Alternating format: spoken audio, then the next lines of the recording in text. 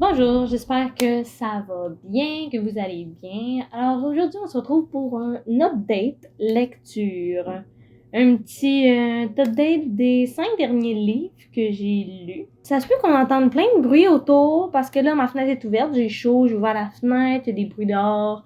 T'as ma porte qui arrête pas de claquer à cause du vent, puis plein de choses. Ça se peut qu'on entend plusieurs bruits. Aussi la laveuse sécheuse qui fonctionne. Ouais, je suis pas dans les meilleures conditions pour filmer une vidéo. C'est parti! Dans mon mois d'octobre, j'ai lu 5 livres. Je dois avoir commencé fin septembre, puis j'ai fini en début novembre, donc je considère que je compte ça pour mon mois d'octobre. La foutue laveuse et sécheuse, les deux me tapent sur les nerfs, ils font beaucoup de bruit. Donc, on va y aller en ordre de lecture. Je dirais qu'il y a eu des belles découvertes. En ordre de lecture, j'ai commencé par Zodiac. Méfiez-vous du 13e signe. C'est l'histoire de Roma, une jeune étudiante du signe du cancer. Donc, elle est née dans la planète du cancer, elle est née sous le signe du cancer. C'est dans on va dire dans un univers où il y a plusieurs planètes sous chaque signe. Tous les cancers vivent sur une planète, ils ont toutes les mêmes caractéristiques physiques du genre tout avoir les yeux bleus, que ce soit yeux bleus foncés, yeux bleus azur, bleu turquoise, ils ont tous les yeux bleus. Ils sont souvent liés aux fruits de mer, ils font de la pêche, ils sont très famille. Par exemple, t'as aussi les balances que il me semble que c'est les balances, je suis pas sûre. Mais les balances dans ce livre-là, ils sont beaucoup sur la vérité et sur les recherches technologiques, je crois. Puis plein de choses comme ça. C'est vraiment très intéressant de voir comment l'autrice a voulu diriger chaque personnalité, chaque caractéristique physique de chaque signe du zodiaque. C'est vraiment très intéressant. J'ai vraiment beaucoup aimé. C'est un gros livre, vraiment. Ben, tu sais, les pages sont épaisses, fait que c'est pas un gros livre, là. C'est la première fois que je lis un livre qui a l'air aussi épais. C'est la première fois aussi que je lis quelque chose comme ça, un peu dans un univers complètement différent de celui qu'on vit. J'ai commencé à lire Pulsation, qui était dans mon autre update lecture. Pulsation qui était aussi science-fiction, mais je voyais quand même le côté terre à terre du fait que c'est comme ça reste un peu sur terre avec des choses qu'on connaît. Là-dedans, c'est c'est dans l'espace. C'est de la science-fiction, c'est dans de l'espace. Il y a beaucoup de voyages intergalactiques sur plusieurs planètes sous les signes du zodiaque. C'est vraiment très intéressant. En lisant, je trouvais que c'était long. Mais pas que c'était long. Je vais reformuler. Quand j'ai lu, genre, j'étais tellement dans l'histoire, je voyais pas le temps passer. Mais quand je regardais le nombre de pages que j'avais lues, j'étais comme, ah, mais j'ai pas lu tant que ça, mais pourtant, genre, je vois pas le temps passer. C'est tellement comme, j'étais dans l'histoire. Au début, je comprenais pas, mais c'est normal, le premier tome, on te met sur des bases.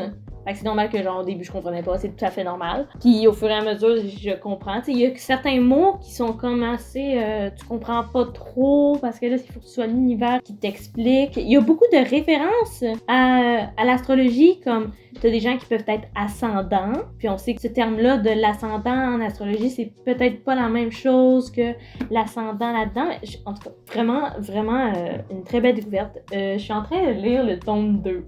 J'ai commencé à lire le tome 2 avant-hier, alors j'ai vraiment hâte de savoir la suite.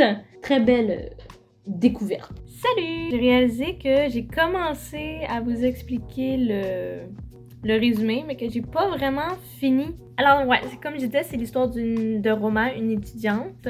Genre, elle est étudiante, puis elle a comme une façon de voir les choses différente que les autres. Ils ont comme des cours sur comment voir les étoiles et tout, puis ils ont comme un genre de machine que je me rappelle plus comment ça s'appelle. Un éphéméride, me semble. De quoi, non, une machine pour voir l'astrologie, l'astronomie, les étoiles, pour savoir s'il y a des événements à venir par rapport dans l'espace. Et Roma voit complètement les choses différemment quand elle fait son examen. Pour rentrer à une école, c'est vraiment flou dans ma tête.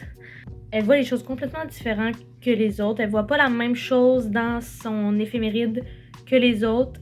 Elle voit une masse noire que on sait pas c'est quoi. Elle sait pas c'est quoi, elle comprend pas. Il se passe un événement dramatique. Il se passe un événement et avec toutes les circonstances, elle devient comme un peu la dirigeante de son signe. Donc, elle devient la dirigeante du cancer. Elle devient la mère sacrée du cancer. Et on la suit là-dedans et elle essaie de comprendre la masse noire qu'elle a vue.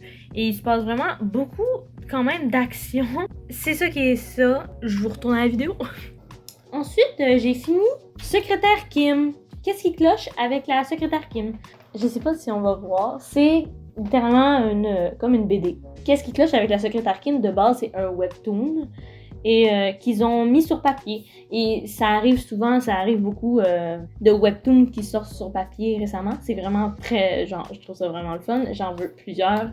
J'en ai plusieurs dans ma wishlist, mais pour l'instant, je les ai pas. C'est le seul que j'ai et j'avoue que je m'attendais pas à ça. Je pensais que ça allait être quand même assez plus romantique, disons-le, plus de romance et tout. Mais c'est vraiment une comédie romantique avant tout. Genre, la comédie est là avant la romance. Puis vu que c'est le premier tome, c'est plus comme comme je disais, on met des bases. Genre, on t'introduit dans l'histoire. Fait qu'il y a pas vraiment... Ça cogne fort dans le mur. C'est un petit peu gossant quand ça cogne. On a ce monsieur-ci, qui est l'héritier d'une entreprise prestigieuse. Je suis en train de lire exactement ce qui est écrit. Il a un ego très gros par rapport à lui-même. Genre, il sait qu'il est beau, il sait qu'il est bon, il sait qu'il est comme... Il s'aime beaucoup, disons. Dans sa tête, c'est juste lui qui importe. Il n'y a pas beaucoup d'empathie envers les gens, j'ai l'impression. Sinon, ça va peut-être se développer plus tard, mais j'ai pas l'impression qu'il y a beaucoup d'empathie en général. C'est beaucoup... Il s'intéresse juste à lui. Et t'as sa secrétaire, ici, que ça fait, je pense, 7 ou 9 ans qu'il travaille avec elle. Je m'en rappelle plus, c'est entre 7 et 9 ans, quoi comme ça. Qui travaille avec lui. Ben, elle donne sa démission. Elle donne sa démission et là, elle est comme « Non, tu ne peux pas me quitter, tu es la meilleure secrétaire que j'ai jamais eue. » Et après, ça crée...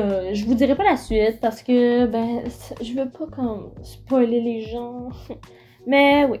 Quand je lis un truc comme ça, qui est genre une bande dessinée, j'aime bien... Surtout ça, c'est la première fois que je lisais un livre comme ça et je voulais pas comme le lire. Je voulais pas le finir tout de suite. J'avais peur de le terminer. Je devrais pas avoir peur de ça parce que c'est super rapide à lire, comme j'aurais pu le lire en même pas 1 heure, tu sais. Mais j'aimais bien le lire comme dans des moments où, mettons, j'attendais dans l'auto.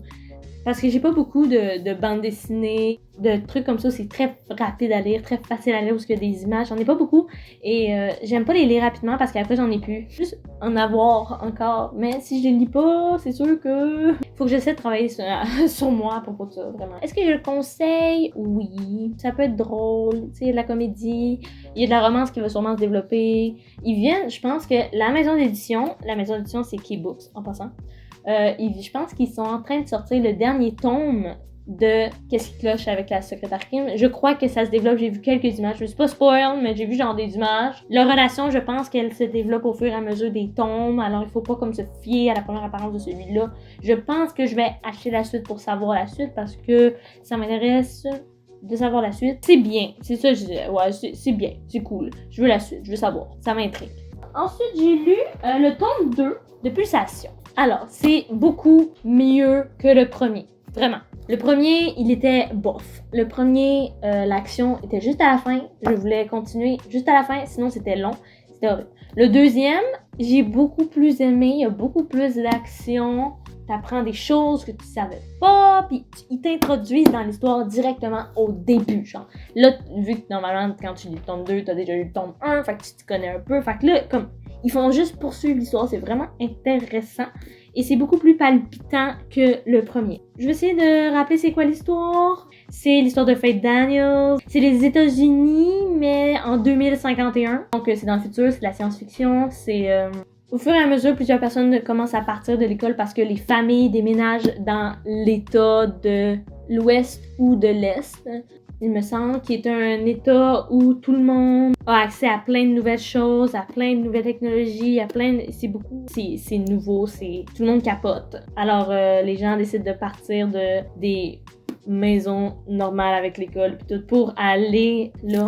Ils ont accès à beaucoup plus de choses. Ils sont comme un peu des VIP en déménageant là-bas. Mais l'affaire, c'est que quand tu déménages là-bas, tu ne peux pas ressortir de là. C'est vraiment comme définitif, tu reviens plus. Quand tu lis le tome 1, tu te dis, il se passe des choses. Il se passe des choses d'uniques par rapport à Fate Daniels. Puis il y a de quoi qui clope. Par rapport aux pulsations. Là, vous comprenez pas pourquoi j'ai dit aux pulsations, mais je vous le dis, ça a vraiment un grand rapport avec le livre. Pour vrai, les pages couverture des livres sont vraiment quand même assez importantes.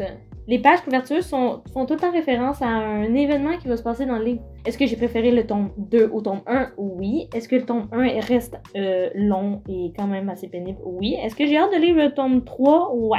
Je vais le lire ce mois-ci. Après avoir lu Zodiac, je vais sûrement tout de suite passer au tome 3 de celui-là. Parce que c'est une trilogie, alors je veux juste finir avec ça pour pouvoir le redonner à Félix parce que c'est Félix qui me l'a prêté et je veux juste y remplir sa bibliothèque que j'ai vidée. Fait que c'est ça que c'est ça. Ensuite, j'ai lu le tome 4 de Ma vie de 3 petits points. Puis à chaque fois, il y a un nom avec un petit adjectif tout cute. J'ai lu Ma vie de limonade épicée. J'ai beaucoup aimé. J'ai beaucoup aimé. J'ai ri. J'ai beaucoup ri. J'ai aimé. La fin, elle est cute. C'est un livre jeunesse. C'est quand même assez rapide à lire. C'est de la grosse écriture. Vraiment très, selon moi, là, vraiment le fun à lire. C'est l'histoire de Louane. Elle aime danser. Et il me semble que c'est pendant un cours de danse ou pendant une représentation de danse, elle fait une crise de panique et découvre qu'elle a un trouble anxieux. Un trouble de l'anxiété et elle doit gérer avec l'anxiété qu'elle a. Elle arrête la danse et je pense qu'elle va dans une nouvelle école ou quelque chose comme ça, je sais pas. Et il se passe des choses, elle développe son trouble anxieux, elle apprend à connaître. Et là, moi, je suis au tome 4. J'adore parce qu'on parle toujours du trouble anxieux, mais c'est sain.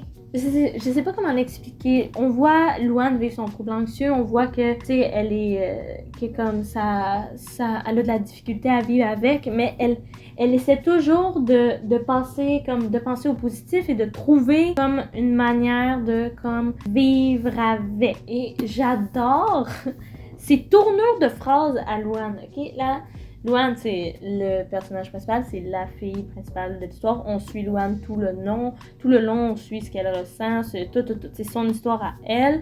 Et c'est vraiment le fun de lire ces tournures de phrases et comment elle pense. Elle a beaucoup d'imagination et je sais pas comment expliquer, mais ces métaphores et ces tournures de phrases me font tellement rire. Elle sait pas comment s'exprimer, mais elle s'exprime à sa manière avec plein de métaphores de plein de choses du quotidien et c'est vraiment adorable et super le fun à lire. Pour vrai, je conseille vraiment ce livre-là, même cette série-là. Dernier livre que j'ai lu il y a tout récemment, que j'ai fini cette semaine, Les étincelles invisibles. Alors, ce livre-là, je l'ai trouvé en friperie. J'en ai entendu parler d'une youtubeuse française qui est Thiboudou Boudou. C'est un livre jeunesse encore, mais on s'en fout tellement là, ok? L'histoire d'Adi. Adi qui est autiste. Elle apprend dans un de ses cours à l'école. Dans son village, il y a eu à l'époque des femmes qui ont été tuées, qui ont été tuées à cause qu'ils étaient considérés comme des sorcières. Adi est absolument peinée et outrée que des femmes ont été tuées pour sorcellerie. Elle a une cause, elle ramasse des fonds, elle essaie à chaque rencontre avec tout le village, elle propose tout le temps le mémorial et à chaque fois c'est comme non, pour des raisons complètement stupides et ridicules. Et c'est tout ce que je vais vous dire. J'ai vraiment beaucoup aimé, beaucoup d'émotions. Je suis vraiment peinée de comment il y a des gens qui peuvent agir envers des personnes étant différentes de la normalité ou juste différentes de eux-mêmes. Les gens peuvent être tellement méchants et se penser être meilleurs que tout le monde alors que, je veux dire, elle est autiste. Qu'est-ce que ça fait qu'elle soit autiste? Elle est comme ça et je veux dire, on s'en fout, c'est une personne comme une autre. Et les gens sont tellement méchants. Une chance qu'il y a des gens là-dedans qui sont géniaux, ok? Une chance que là-dedans, il y a comme des gens qui sont positifs puis gentils avec elle parce que pour vrai, je ne comprends pas comment on peut être aussi horrible avec des gens qui sont différents. C'est pas... La différence ne change absolument rien. Et la différence, c'est qu'est-ce qui rend le monde meilleur, selon moi. Que tu sois fait comme ça, ou que tu sois différent, que ta peau soit différente, que tout, peu importe. La différence, c'est ce qui rend le monde meilleur. Pourquoi? Il y en a qui sont toujours là pour critiquer, pour faire comme t'écris vraiment mal, t'es vraiment bizarre, puis tu mériterais d'être comme nanana, puis genre, juste arrêtez. Je considère que même on s'en fout complètement que ce soit un livre considéré jeunesse. Je crois que tout le monde que beaucoup de gens devraient lire ça. Je conseille de lire ce livre pour ouvrir les yeux. Dans sa famille, elle a dit, il y a aussi sa grande sœur qui est autiste. T'as ses parents qui travaillent tout le temps, qui travaillent tard le soir, qui peuvent pas toujours être là. Beaucoup de gens ont des préjugés. Hein. Ces enfants sont autistes, nanana. Ils sont comme ça, maman. Ils sont pas là. Ils devraient prioriser leur éducation, les emmener dans une école spécialisée, nanana. Ils sont pas fous. Ils sont neuroatypiques. C'est tout. J'ai vécu beaucoup d'émotions et en même temps, j'étais frustrée contre beaucoup de personnages. Alors, c'était mes lectures du mois d'octobre. J'ai lu 5 livres. Je suis quand même fière parce que ça fait longtemps que j'ai pas lu ce nombre dans un mois. Et surtout que je pense que si j'avais pas lu Zodiac, j'aurais peut-être lu plus. Mais c'est pas une compétition de savoir combien de livres j'ai lu. C'est pas une compétition. Cette vidéo-là va sûrement sortir en fin novembre. Alors, le mois d'octobre, il est très passé. Ça fait longtemps qu'il est passé, mais c'est pas grave. Je sors une vidéo à chaque 2 semaines. Ça arrive que ce soit un petit peu plus long. J'espère que je vous ai donné envie de lire certains livres avec cette vidéo, parce que c'est toujours ce que je souhaite en faisant des vidéos comme ça, de comme vous inspirer, de vous donner envie de lire. Et ça se peut que ça vous donne pas envie de lire et c'est bien correct aussi. Si ça vous tente pas, vous faites bien ce que vous voulez. Alors, je vous souhaite une bonne soirée, une bonne journée, peu importe quand vous regardez ça, et on se dit à bientôt!